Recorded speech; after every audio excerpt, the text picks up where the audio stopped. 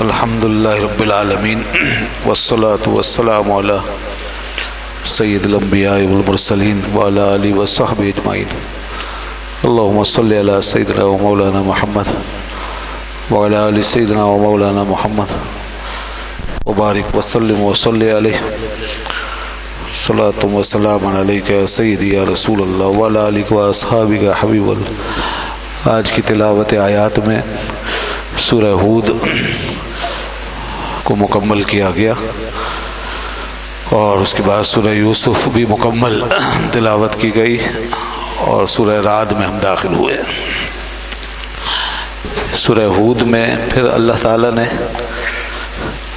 سابقہ قوموں کا ذکر فرمایا، عذاب یافتہ اور غضب رسیدہ قومیں جن کی برائیاں جن کے اعمال بد ان قوموں کو لے کر ڈوب گئے اور جن پہ قہر خدا بندی نازل ہو گیا اور جن کا نام و نشان مٹایا گیا، ان قوموں کا ذکر بار بار اس لیے ہوتا ہے تاکہ آنے والے لوگ یہ باتیں پڑھ کے اور سن کر ان اعمال سے ڈریں اور اللہ کا خوف پیدا کریں اور انہیں واضح طور پہ معلوم ہو جائے کہ اللہ تعالیٰ کن باتوں سے ناراض ہوتا ہے اور کس قسم کے لوگوں سے وہ خوش ہوتا ہے۔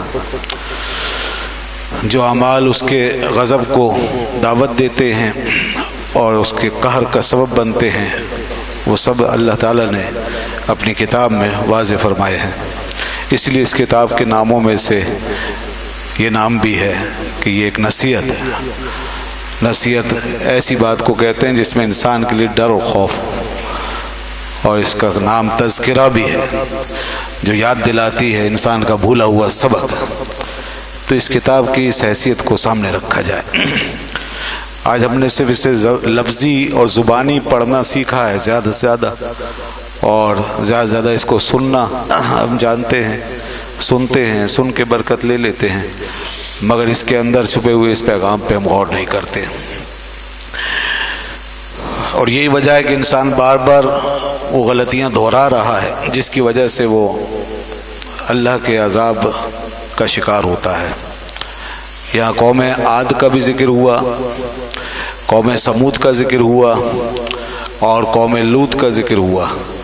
قوم لوط کے عذاب کی تفصیل یہاں آئی، پیچھے بھی ذکر ہوا اور پھر تفصیل یہاں آئی، اور فرمایا کہ ہمارے فرشتے جب قوم لوط کو زیر و زبر کرنے اور اس کی بیخ و بن ادھیڑ دینے کے لیے پہنچے تو پہلے تو وہ ہمارے پیغمبر ابراہیم کے پاس گئے اور ان کو بشارت سنانے کے لیے گئے تھے۔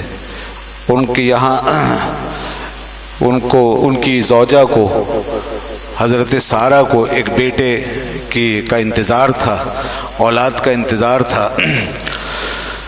تو اللہ تعالیٰ نے یہ خوشخبری ان کے گھرانے کو دی۔ اس کا ذکر یہاں فرمایا کہ جب ہمارے یہ قاصد ابراہیم کے پاس بشارت لے کے پہنچے تو کہا سلامہ، آپ پر سلام ہو۔ سلام کیا فرشتوں نے۔ یہ سلام جو اسلام نے ہمیں دیا ہے یہ فرشتوں کا سلام بھی ہے اور یہ اہل جنت کا سلام بھی ہے۔ یہ جو ہم کہتے ہیں السلام علیکم، یہ پوری دنیا میں اللہ تعالیٰ نے یہ سلام رائج رکھا ہوا۔ آسمانوں سے سلام آیا، انہوں نے جواب دیا قال سلام، انہوں نے بھی جواب دیا جیسے ہم کہتے ہیں وعلیکم السلام۔ اور اس کے بعد فوراً وہ جیسے کہ ان کی عادت کریمہ تھی، مہمانوں کے لیے فوراً انتظام کرتے تھے اور دوڑتے تھے اور جلدی سے ان کے لیے پہلے ان کی خاطر تواضع کا اہتمام ہوتا تھا۔ تو انہوں نے بغیر کسی تاخیر کے ایک جانور ذبح کروایا اور اسے تیار کروا کے ان کے پاس پیش کیا، لیکن وہ فرشتے تھے، انہوں نے اس کو ہاتھ نہیں لگایا۔ اور اس زمانے میں دستور یہ تھا کہ جب کوئی کسی کا کھانا نہیں کھاتا تھا تو اس سے دشمنی کی بو آتی تھی۔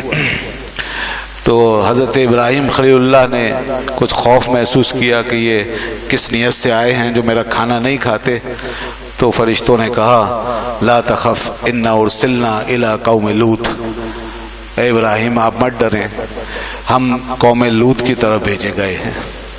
آج ہم دو کام کرنے کے لیے آئے ہیں، ایک تو آپ کو یہ بشارت دینے آئے ہیں آپ کے گھرانے کو، اور دوسرا یہ کہ قوم لوط کا کام تمام کرنے آئے ہیں۔ وَامْرَأَتُهُ قَائِمَةٌ فَضَحِكَتْ، جب بشارت سنائی بیٹے کی، اور وہ بھی اس عمر میں کہ دونوں انتہائی بڑھاپے کی عمر کو پہنچ چکے تھے۔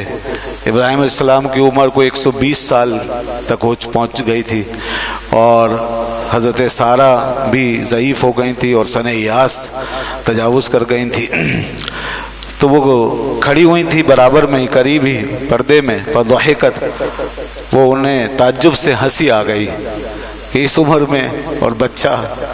فبشرناہ باسحاق، ہم نے اسحاق کی بشارت سنائی ان کو۔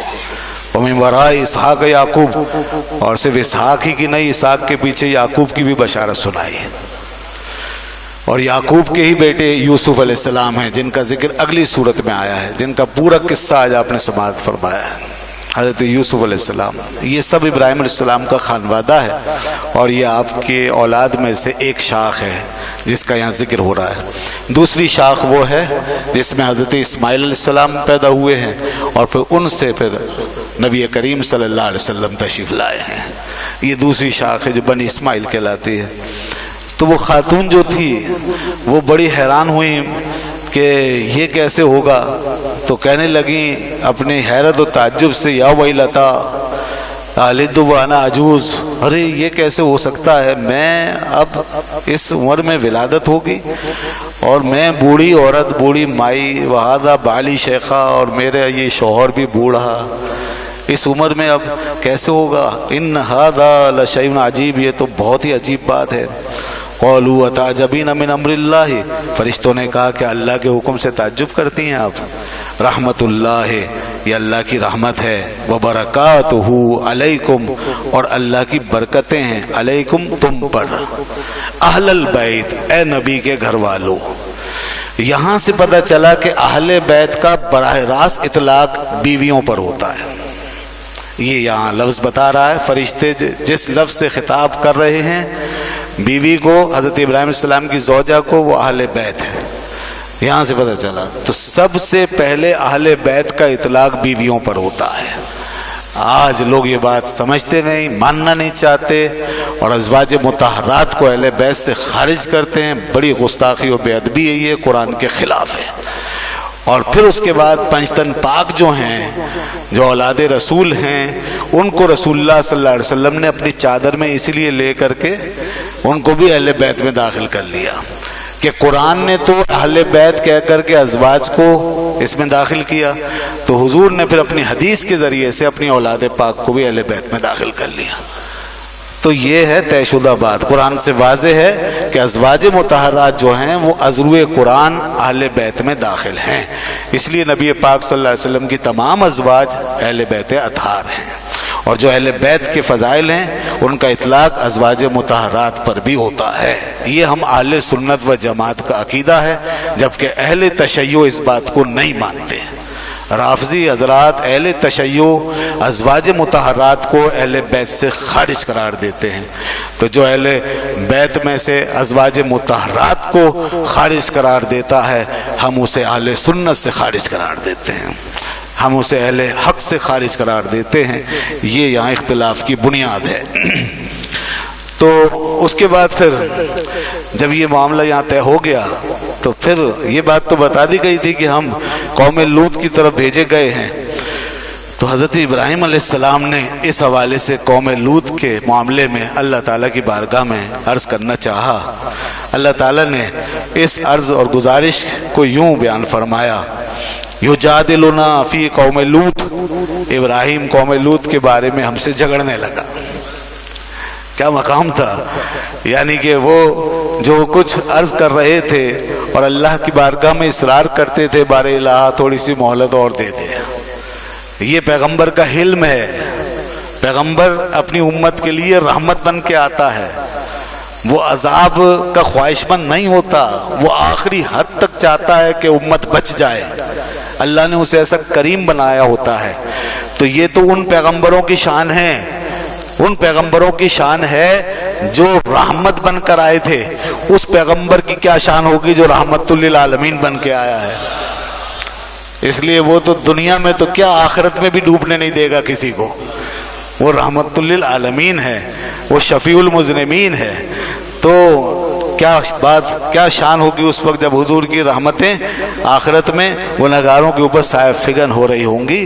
یہاں ایک پیغمبر کا حلم بتایا اور امت کے حق میں ان کی ہمدردی اور جذبہ یہ بتا رہا ہے اللہ تعالیٰ. یجادلنا فی قوم لوط ان ابراہیم لحلیم اوہ منیب. فرمایا بے شک ابراہیم بہت حلیم تھے, بہت بردبار, نرم طبع, اواہ اور بہت درد و سوز سے آہ کرنے والے تھے.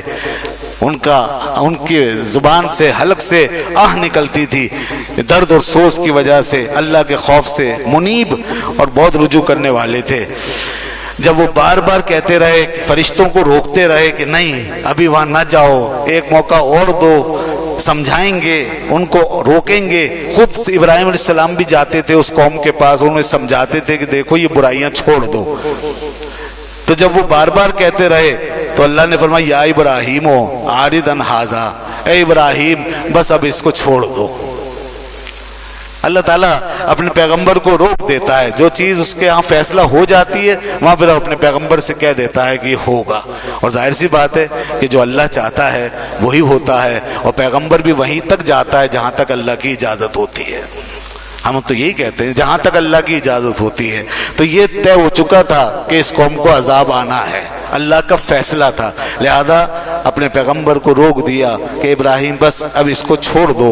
انہو قد جاء امر ربک, بے شک تیرے رب کا حکم آ چکا ہے. وَإِنَّهُمْ آتِيهِمْ عَذَابٌ غَيْرُ مَرْدُودٌ, اور بے شک اب ان پہ ایک ایسا عذاب آ کر رہے گا جو لوٹے گا نہیں. پھر کیا ہوا جناب, یہ فرشتے یہاں سے فارغ ہو کے سیدھے صدوم کی بستی پہنچے. شرق اردن کے کنارے میں بحر مردار کے ساحل پہ یہ بستی آباد تھی جو کوئی 4-5 لاکھ نفوس پر مشتمل تھی, اور یہ 3-4 بستیوں میں بٹی ہوئی بستی تھی. یہ قوم لوط تھی. تو یہ فرشتے جب وہاں پہنچے, وَلَمَّا جَاءَتْ رُسُلُنَا لُوطًا, جب یہ ہمارے پیغمبر لوط کے پاس ہمارے فرشتے پہنچے, سِیءَ بِهِمْ وَضَاقَ بِهِمْ ذَرْعًا, تو وہ تو پریشان ہو گئے. حضرت لوط نے جو دیکھا تو بہت پریشان ہوئے, اور انہیں بڑی گھٹن محسوس ہوئی, تو پریشانی محسوس ہوئی کہ میں اب کیا کروں, ان کو کیسے بچاؤں. وَقَالَ هَذَا يَوْمٌ عَصِیبٌ, اور کہنے لگے یہ بڑا سخت دن آ گیا. یہ کیا ہوا ہے, یہ لوط علیہ السلام کی پریشانی کیا ہے, اور ان کو کس بات کا اضطراب ہوا ہے. اضطراب ان کو یہ ہوا ہے کہ فرشتے بڑی ہی خوبصورت شکلوں میں وہاں پہنچے ہیں, نوجوان خوبرو نوجوانوں کی صورت میں وہاں پہنچے ہیں انسانی شکل میں. اور قوم کا یہ حال ہے کہ وہ جب بھی ایسے کسی لوگوں کو دیکھتی ہے تو وہ بھیڑیوں کی طرح ٹوٹ پڑتی تھی. یہ وہ قوم تھی جو ایک بہت خطرناک قسم کی برائی میں مبتلا ہو چکی تھی. وہ برائی ان کی نفسیات میں داخل ہو چکی تھی, ان کے مزاج و معاشرے کا حصہ بن چکی تھی. جیسے آج یہ مغربی اقوام, یہ قومیں, یہ خبیث قومیں آج اس خباثت کو پھر زندہ کرنے میں لگی ہوئی ہیں. تو وہ اس خباثت کے اندر پوری طرح ملوث تھے اور اس کے عادی ہو چکے تھے. لوط علیہ السلام کی پریشانی یہ تھی کہ میں ان کو کیسے بچاؤں. ان کی توجہ اس طرف نہیں گئی تھی پہل کہ یہ فرشتے ہیں. انہوں نے پہلی نظر میں, ظاہری نظر میں ان کو انسان ہی کے طور پر دیکھا, اور انہوں نے مہمان ہی گمان کیا, اور وہ مہمان کی حیثیت سے گئے بھی. وہ اپنی زمین پہ کام کر رہے تھے. جیسے یہ فرشتے پہنچے ہیں 3-4 فرشتے, وہ ان کو دیکھتے ہی گھبرائے اور ان سے کہا, اچھا اللہ تعالیٰ نے جبرائیل سے یہ فرمایا تھا, اس میں جبرائیل علیہ السلام بھی تھے, جبرائیل علیہ السلام سے فرما دیا تھا روایت کے مطابق کہ جب لوط 3 دفعہ کہہ دیں کہ میری قوم بری ہو چکی ہے, اور میرے پیغمبر شہادت دے دیں, اور 3 دفعہ اس کی شہادت دے دیں, تو پھر میرا عذاب ثابت ہو جائے گا. اب جیسے یہ پہنچے تو پہلی دفعہ میں ان کے زبان سے نکلا, آپ لوگ کیسے یہاں آ گئے, کیا آپ لوگوں کو معلوم نہیں ہے کہ میری قوم بہت بری قوم ہے. یہ پہلی بات تھی جو ان کے منہ سے نکلی, پیغمبر کی زبان سے یہ بات نکلی, میری قوم بہت بری قوم ہے. جبرائیل نے آہستہ سے اپنے ساتھیوں سے کہا, یہ پہلی شہادت ہے. اللہ کا نبی پہلی شہادت دے چکا. اچھا اس کے بعد پھر اب وہ جلدی جلدی ان کو بچانے کے لیے کہ قوم کو پتہ نہ چل جائے کہ میرے یہاں مہمان آئے ہیں اور یہ نوجوان آئے ہیں، یہ قوم ورنہ پیچھے بھاگی چلی آئے گی. دیکھیے کیسے بھیڑیے ہو چکے تھے وہ. تو وجاءہ قوم یہرعون الیہ، اللہ فرماتا ہے کہ قوم کو علم ہوا نا تو وہ بہراتے ہوئے آئے، دوڑتے ہوئے آئے، جیسے بھوکا جو ہے وہ کھانے کی طرف دوڑتا ہے اور پیاسا پانی کی طرف دوڑتا ہے، وہ آئے. وَمِن قَبْلُ كَانُوا يَعْمَلُونَ السَّيِّئَاتِ، اور اس سے پہلے وہ برے کام کرتے رہے تھے. یعنی یہ ان کی سرشت میں داخل ہو چکی تھی اور ان کی عادتیں بگڑ چکی تھیں، ان کی فطرتیں خراب ہو چکی تھی. اور انسان کی فطرت میں جب گناہ رچ بس جائے تو پھر اس کی اصلاح بہت مشکل ہو جاتی ہے. پھر اللہ تعالیٰ فزیکلی، مینٹلی، سائیکولوجیکلی اور ہر اعتبار سے پھر اس کی پکڑ تو آتی ہے. بس وہ والی پکڑ اب نہیں آئے گی جو پہلے قوموں پہ آتے تھے، عذاب اجتماعی. وہ حضور صلی اللہ علیہ وسلم کے طفیل اب نہیں آئیں گے. اس کے علاوہ ہر گناہ کے کچھ نہ کچھ منفی اثرات انسان دنیا میں ضرور محسوس کرتا ہے. جو بھی کسی قسم کے گناہ میں مبتلا ہوتا ہے وہ اس کا اثر یہاں پہ ضرور پاتا ہے. تو آج بھی ہم دیکھتے ہیں صحتیں تباہ ہو جاتی ہیں لوگوں کی، مینٹلٹی تباہ ہو جاتی ہے، نفسیات تباہ ہو جاتی ہے. مثال کے طور پر سود کھانے کے حوالے سے اللہ تعالیٰ نے یہ بات بیان فرمائی ہے اور اشارہ ہے کہ سود خور کا یہ انجام ہوگا کہ جیسے وہ جن کسی کو چھو لیتا ہے تو وہ اس طرح ڈس بیلنس ہو جاتا ہے اور اپنے توازن پہ قائم نہیں رہتا، اس طرح سود خوروں کا حشر ہوگا. قیامت کے دن یہ انجام اپنے بالکل انتہا پہ ہوگا. دنیا میں ہی جو ساہوکار سود خور ہوتا ہے اس کی حالت کچھ ایسی ہوتی ہے کہ وہ مال کے فکر میں ڈس بیلنس ہی ہو چکا ہوتا ہے. سود خور لوگوں کا اس قسم کا حال دیکھنے میں آتا ہے. تو بہرحال اس طرح مالی ہو یا کوئی اور نفسی قسم کی بیماری ہو یا کوئی گناہ ہو، اس کے اثرات ہم یہاں محسوس کرتے ہیں اور دیکھتے ہیں. تو یہ قوم تباہ ہوئی اور اس قوم کے اندر یہ برائی ایسی جڑ پکڑ گئی کہ یہ ایسے بھاگے ہوئے آئے جیسے کوئی بھوکا روٹی کی طرف بھاگتا ہوا آتا ہے. اللہ فرماتا ہے وَجَاءَهُ قَوْمُهُ يُهْرَعُونَ إِلَيْهِ، وہ قوم ان کی طرف بہراتی ہوئی آئی. حضرت لوط علیہ السلام نے جلدی ان کو آگے لے جانا چاہا اور راستے میں ہی وہ کہتے جاتے تھے کہ دیکھو میری قوم جو ہے ایسی برائی میں مبتلا ہے کہ وہ تمہیں اگر دیکھ لے گی تو وہ تمہیں نہیں چھوڑے گی. حضرت جبرائیل نے فوراً اپنے ساتھیوں سے دوبارہ کہا یہ حضرت لوط کی دوسری شہادت ہے. وہ پھر کہہ رہے ہیں کہ میری قوم برائی میں مبتلا ہے. اچھا اس کے بعد جب وہ گھر میں داخل ہونے لگے اور آپ نے جلدی ان کو اندر کیا اور دروازہ بند کرنے لگے تو فرمانے لگے، رونے لگے. حدیث میں آتا ہے کہ حضرت لوط کے آنسو بہنے لگے اور کہنے لگے کہ میری قوم ایک ایسی برائی میں مبتلا ہے کہ دنیا میں کوئی بھی اس برائی میں مبتلا نہیں ہے، نہ جانے میری قوم کا انجام کیا ہوگا. آپ رو رہے تھے. حضرت جبرائیل نے پھر کہا اپنے ساتھیوں سے یہ تیسری شہادت ہو گئی. 3 دفعہ اللہ کا پیغمبر کہہ چکا اور اللہ نے یہی فرمایا تھا جب میرا پیغمبر 3 دفعہ شہادت دے دے تو اس پہ عذاب ثابت ہو جائے گا، لہذا اب عذاب آ کے رہے گا. دروازہ بند ہوا، اتنے میں قوم کو پتہ چل گیا، قوم پہنچ گئی، گھر کا محاصرہ کر لیا اور لوگوں نے کہا گھر کھولو، دروازہ کھولو. دروازہ پیٹنے لگے.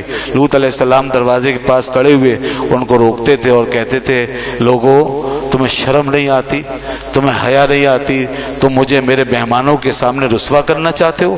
آپ فرماتے قولا یا قوم ہؤلاء بناتی ہن اطہر لکم، اے میری قوم یہ میری قوم کی جو بیٹیاں ہیں تم ان سے نکاح نہیں کر سکتے کیا؟ اور تمہارے لیے پاکیزہ طریقہ اللہ نے نہیں رکھا ہے؟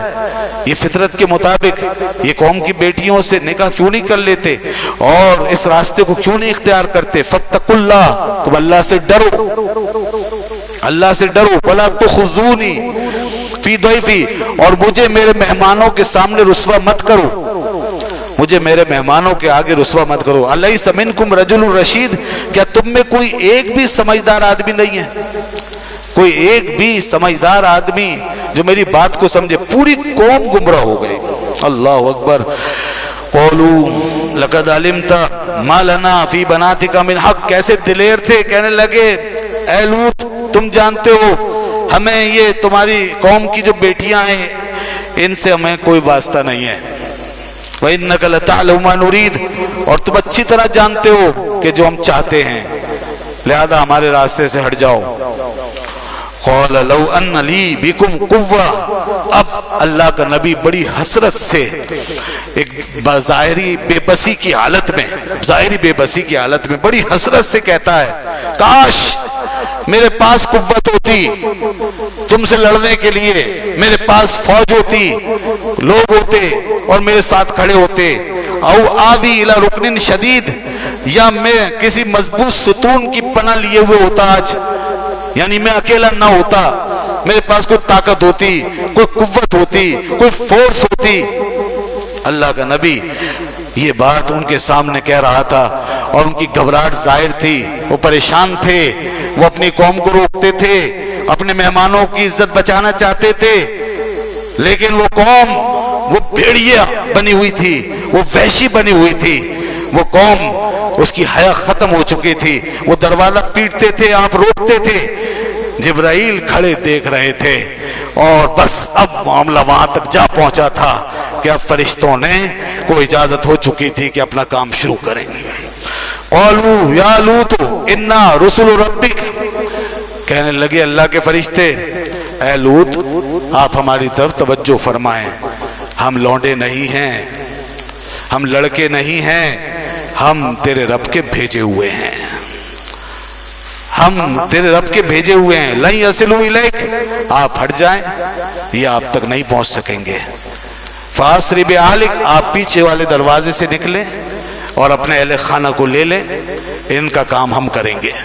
حضرت جبرائیل باہر آئے اور اپنا پر ایسے نکال کے جو ان کے منہ پہ مارا تو سارے اندھے ہو گئے. جیسے اندھے ہوئے بھاگے, جادو ہو گیا, یہ ہو گیا, وہ ہو گیا, شور مچاتے, واویلا کرتے بھاگے وہاں سے, اور فرمایا بقیت من اللیل, آج رات کے حصے میں اے لوط آپ اپنے اہل خانہ کو لے کے نکل جائیں. ولا یلتفت منکم احد, اور پیچھے مڑ کے کوئی نہ دیکھے. اس قوم کے ساتھ جو کچھ ہوگا تو اس کے انجام کو پیچھے مڑ کے دیکھیں گے نہیں, اس کی چیخو پکار کو آپ سنیں گے نہیں, نکل جائیں گے. الا امرأتک, سوائے آپ کی بیوی کے, وہ نہیں جا سکتی, وہ اس قوم کا حصہ ہے, اس پہ بھی عذاب آئے گا کیونکہ وہ مسلمان نہیں تھی, وہ قوم کے ساتھ ملی ہوئی تھی. انہ مصیبها ما اصابہم, اس عورت کو وہ مصیبت پہنچے گی جو اس قوم کو پہنچے گی. ان موعدہم الصبح, اور ان کے لیے عذاب کا وقت صبح کا وقت ہے. اللہ صبح عذاب آئے گا, ابھی تو ان کو بھگا دیا گیا, صبح عذاب آ جائے گا. الیس الصبح بقریب, تو شاید حضرت لوط علیہ السلام نے کہا ہوگا کہ صبح تو بہت دیر ہو جائے گی, یہ قوم تو جس طرح کی حالت میں ہے تو ابھی کیوں نہیں. تو فرشتوں نے کہا کہ صبح قریب نہیں ہے, اللہ نے وہی وقت طے کیا ہے. فلما جاء امرنا, اب آیا عذاب, ادھر یہ قافلہ نکلا, ادھر عذاب آیا. فرمایا جب ہمارا عذاب آیا, جعلنا عالیہا سافلہا, تو جو اوپر تھا وہ نیچے ہو گیا, جو نیچے تھا وہ اوپر ہو گیا. وَأَمْطَرْنَا عَلَيْهَا حِجَارَةً مِّن سِجِّيلٍ, اور ہم نے پھر اس کے اوپر بارش برسائی, یعنی قوم کے پست اور بالا کو ہم نے دگرگوں کر دیا اور پوری قوم کو الٹ دیا, اور پھر اس کے بعد پتھروں کی جو بارش برسائی تو من سجیل, وہ پتھر تھے کنکر سخت, مندود, وہ پے در پہ برسنے والے, مسومہ, اور سب کے نام لکھے ہوئے, ہر ایک کے حصے کا پتھر اوپر سے برسنا شروع ہوا. عند ربک, تیرے رب کے پاس سے. اور جب وہ پتھر برسے اور گرے تو وہیں ڈھیر ہو گئے, وہیں بھسم ہو گئے, اور پوری قوم لاکھوں کی تعداد میں وہ بالکل جیسے کوئی کھایا ہوا بھس ہوتا ہے اس طرح پڑی ہوئی تھی. آنے واحد میں سارا کام ہو گیا. یہ عذاب آیا اس قوم پر جس نے بدترین گناہونا اور انتہائی بد فطرتی پر مشتمل گناہ کیا, اور وہ اس خلاف فطرت راستے پر چلے.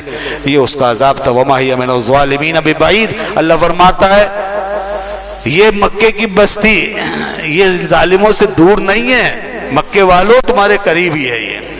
تو لہذا ان کافروں کو بتایا گیا کہ تم بھی رسول اللہ صلی اللہ علیہ وسلم کی نافرمانی چھوڑو اور اللہ کے رسول کی بات کو مانو تاکہ اللہ کے عذاب سے محفوظ رہ سکو۔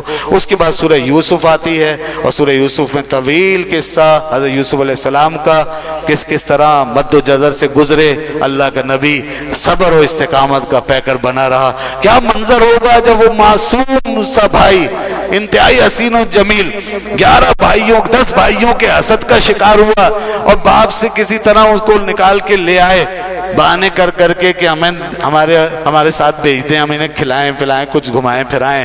باپ نے بھیج دیا ڈرتے ڈرتے کہ دیکھو کہیں میرے بیٹے کو ضائع نہ کر دینا۔ بڑی محبت تھی، باپ کو معلوم تھا میرا بیٹا کس مقام پہ پہنچنے والا ہے، خواب آ چکا تھا، اس کا ذکر شروع میں آیا، دیکھ رہے تھے کہ سارے کے سارے لوگ سجدہ کر رہے ہیں مجھے، اللہ نے پہلے بتا دیا تھا، باپ نے کہہ دیا تھا بیٹا تو بڑے مقام کو پہنچے گا۔ یہ خواب کسی طریقے سے بھائیوں کے کانوں میں پڑ گیا، حسد کی چنگاری بھڑک کر شعلہ بن گئی اور پھر بھائیوں نے چاہا کہ اب یوسف کا کام ہی کر دو، کہنے لگے قتل کر دو۔ ایک نے کہا نہیں قتل نہ کرنا، اس کو کسی اندھے کنویں میں ڈال دو۔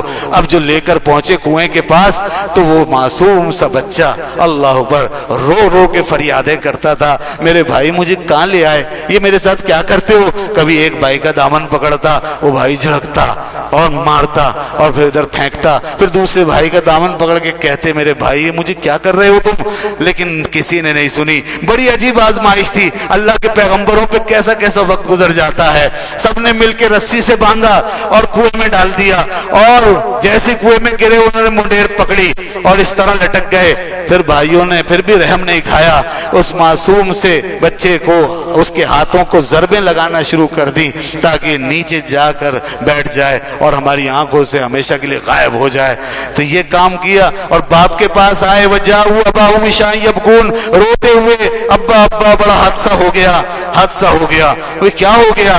کہنے لگے ہم دوڑ لگا رہے تھے، یوسف کو سامان کے پاس بٹھا کر گئے تھے، فاکلہ الذئب، ایک بھیڑیا آیا ظالم اور یوسف کو کھا کر چلا گیا۔ اور دیکھیے ان کی بیوقوفی، یوسف علیہ السلام کی قمیص لے کر آئے اور وہ اس میں پتہ نہیں کیا رنگ اور جعلی خون لگا کر کے وہ ابا کے سامنے پیش کی۔ والد نے دیکھا کیا جاؤ علی قمیص بدم کذب، کہ وہ لے کر آئے ہوئے کیا ایک جھوٹی قمیص، جھوٹا خون۔ وہ جھوٹا خون اس لیے کہ قمیص یوسف علیہ السلام کو قمیص کے اندر بھیڑیا کھا گیا، قمیص خون خون ہو گئی، مگر قمیص کا ایک تار بھی اس سے جدا نہیں ہوا، قمیص کا ایک تار بھی جدا نہیں ہوا، اور قمیص ویسی کی ویسی سالم کی سالم۔ قال بل سولت لکم انفسکم امرا، باپ نے کہا یقیناً تم کوئی نہ کوئی بات گڑ کر لائے ہو، یہ فصبر جمیل، میرا بیٹا جدا ہو گیا، میں صبر ہی کروں گا، اللہ سے ہی مانگوں گا، واللہ المستعان وعلی ما تصفون، وہی میرا مدد کرے گا، میری مدد کرے گا جو تم کچھ کہہ رہے ہو اس پر۔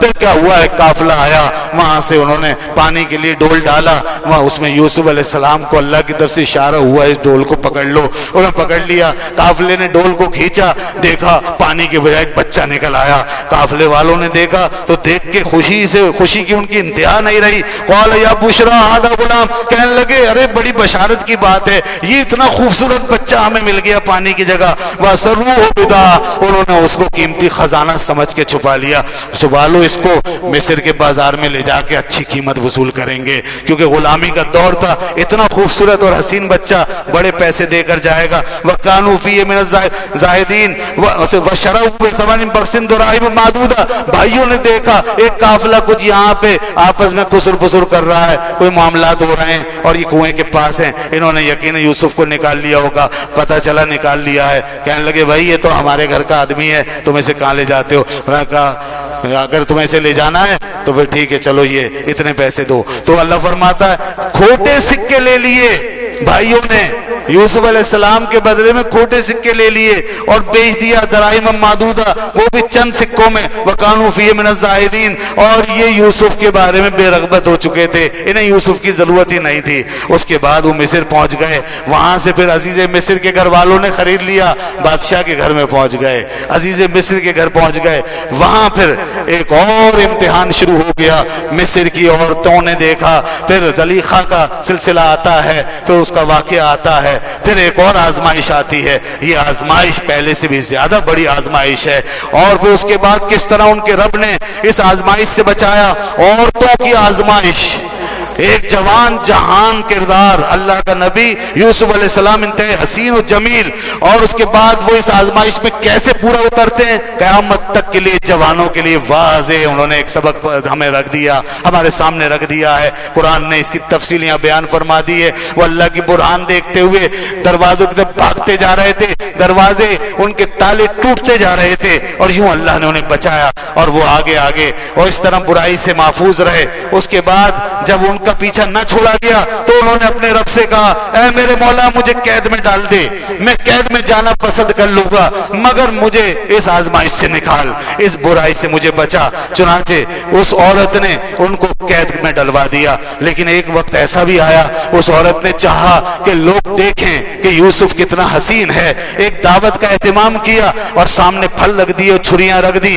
یوسف کو کہا، حضرت یوسف سے کہا، ایک دفعہ میرے کہنے پہ یہاں سامنے سے گزر جاؤ، میں بتا دینا چاہتی ہوں کہ آپ کے حسن و جمال کا عالم کیا ہے۔ فلما رأینہ اکبرنہ، اللہ فرماتا ہے جب یوسف حسین وہاں سے گزرے اور عورتوں نے جو دیکھا وہ جلوہ، اللہ اکبر، اتنا حسین جوان، اللہ، انہوں نے کہا یہ تو بہت حسین و جمیل ہے۔ وقطعنا ایدیہن، ایسی مدہوش ہو گئی کہ چھریاں چلا رہی تھی پھلوں پر، پھل کٹ گئے، نیچے انگلیاں آ گئیں، اللہ فرماتا انگلیاں بھی کاٹ ڈالیں، انگلیاں بھی کٹ گئیں، اور کہنے لگی وَقُلْنَا حَاشَا لِلَّهِ مَا هَذَا بَشَرًا، کہنے لگی اللہ کی قسم یہ ہمیں کوئی بشر معلوم نہیں دیتا، یہ بشر معلوم نہیں دیتا۔ یہ ہے وہ معاملہ جہاں کہ اللہ کے نبی کو لوگوں کو بتانا پڑتا ہے کہ ہم بشر ہیں۔ اللہ کو یہ آیتیں نازل اللہ نے کی کہ تمہیں میں سے آئے ہیں، ورنہ لوگ نبی کو فرشتہ یا خدا بنا کر بیٹھ جائیں۔ اسی لیے اللہ نے اپنے حبیب سے فرمایا تھا جب یوسف علیہ السلام کی بشریت کا انکار ہو سکتا ہے تو اے محبوب تم تو یوسف سے بھی کہیں زیادہ حسین ہو، ان کو کہہ دو کہ میں تمہیں میں سے ایک بشر ہوں، میں انسان ہوں، میں فرشتہ نہیں ہوں۔ قل انما انا بشر مثلکم، اس لیے کہلوایا ہے کیونکہ پہلے انہوں نے کہہ دیا تھا کہ ہمیں بشر معلوم نہیں دیتا، ان ھذا الا ملک کریم، یہ تو ہمیں کوئی معزز فرشتہ معلوم دیتا ہے۔ اللہ اکبر، جب یوسف علیہ السلام کے حسن کا یہ عالم ہے تو پیغمبر اسلام کے حسن و جمال کا عالم کیا ہوگا۔ حضور تو سارے حسینوں کے حسین ہیں، اسی لیے اعلیٰ حضرت فاضل بریلوی نے فرمایا کہ حسن یوسف پہ کٹی مصر میں انگشت زنا، سر کٹاتے ہیں تیرے نام پہ مردان عرب، کہ اگر یوسف علیہ السلام کا حسن دیکھ کر مصر کی عورتوں نے انگلیاں کاٹی ہیں تو یا رسول اللہ آپ کا حسن تو وہ ہے کہ آپ کو دیکھ کر عرب کے مردوں نے اپنے سر کٹا دیے ہیں، سر کٹ گئے ہیں، دل کٹ گئے ہیں، روحیں کٹ گئی ہیں، اور لوگ آپ کی خدمت میں جوک در جوک اس طرح آئے ہیں جیسے کہ پروانے شمع کے اوپر ٹوٹ پڑتے ہیں۔ اور اس کے بعد پھر آپ جیل میں تشریف لے گئے، پھر وہاں سے سالوں کے بعد نکلے ہیں، اور پھر بھائیوں سے ملاقات ہوئی ہے، پھر والد کو بلایا، بڑی لمبی داستان ہے، بڑا لمبا قصہ ہے، اور یہ سب تفسیروں میں اس کی تفصیل موجود ہے۔ اور اس کے بعد آخری بات عرض کرتا ہوں، جب ملاقات کا وقت قریب آیا اور پیغام جانے لگا اور یوسف علیہ السلام نے ادھر سے بتا دیا کہ میں یوسف ہوں، بھائیوں کو پتہ چل گیا کہ ہاں آپ ہی، پھر وہ بڑے شرمندہ ہوئے، آپ نے معاف کیا۔ اس کے بعد والد گرامی کی طرف پیغام بھیجا اور کرتا اپنا جو تھا، جو آپ کا پیراہن تھا، وہ اتار کے دیا، کرتا دیا گیا۔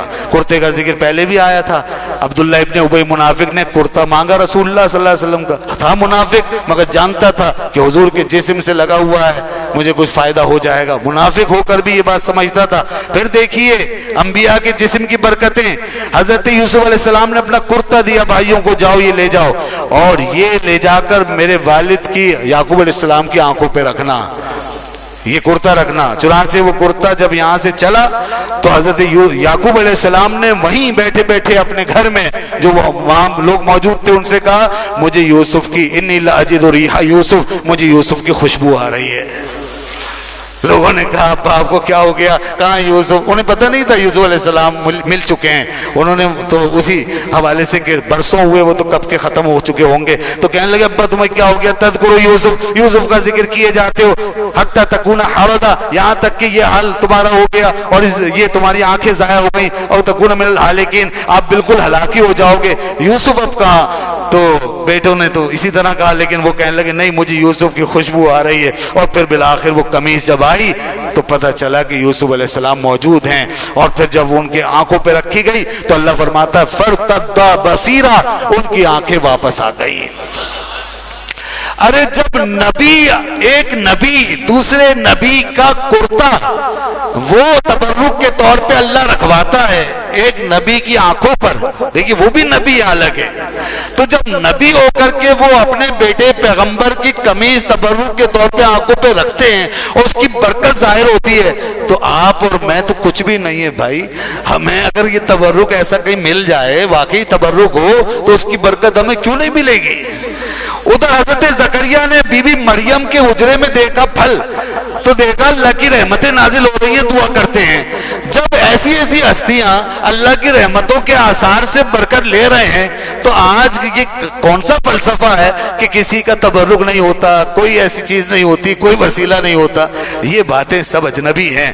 لہذا ان آیتوں میں غور کیجئے. اور پھر اس قمیص کی برکت سے حضرت یعقوب علیہ السلام کی آنکھیں آ گئیں، اور پھر یہ سارا خاندان جمع ہو گیا، ایک جگہ اکٹھا ہوا. یوسف علیہ السلام ان سارے مرحلوں سے گزر کے بادشاہ بن گئے. اللہ نے کس طرح کہاں کہاں سے گزارا. خلاصہ یہ ہے کہ اللہ کے راستے میں جتنی تکلیفیں بھی اٹھاؤ، انجام اچھا ہوگا انشاءاللہ. دامن آلودہ مت ہونے دو، خیانت مت کریں، زیادتی نہ کریں، خدا کو ناراض نہ کریں. آج مغلوب ہیں، کل آپ غالب آئیں گے انشاءاللہ. وآخر دعوانا الحمدللہ رب العالمین والصلاة والسلام علی سید